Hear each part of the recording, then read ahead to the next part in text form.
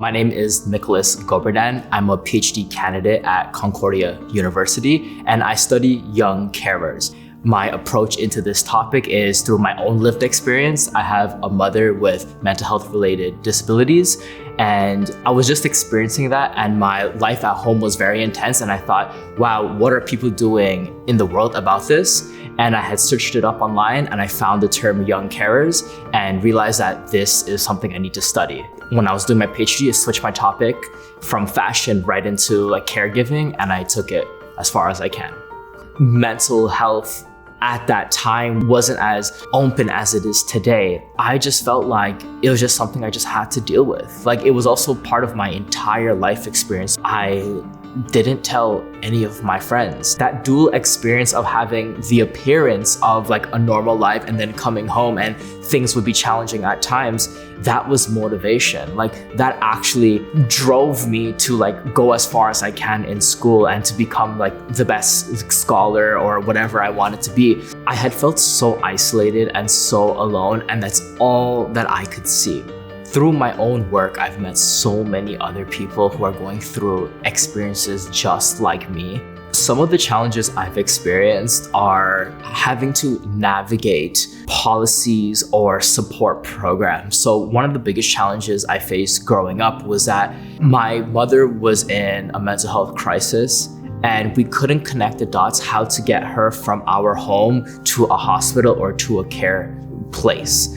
And there were so many things to navigate. I was 15 years old. I have a father who's a full-time, he works 12-hour shifts and he works full-time, and he's trying to manage the household. So I also had the literacy on the computer to try and do research to figure these things out, but it was still difficult for me to connect those dots. After my mother went to a mental health hospital, there wasn't any follow-up.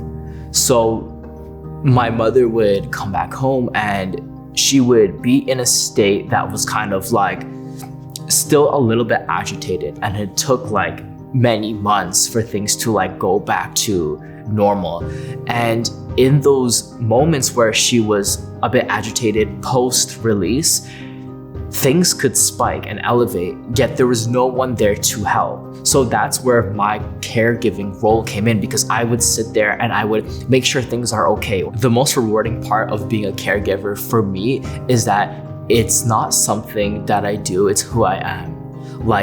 Going the extra mile to care for someone and being that person who someone can trust in you. And it goes both ways. I'm not just the caregiver.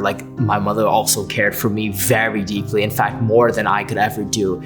And that kind of interdependence or shared care, I think, is so powerful. I've been blessed with that kind of connection, and I've been blessed with seeing there's so many young people who are doing this kind of work and they felt alone, like myself.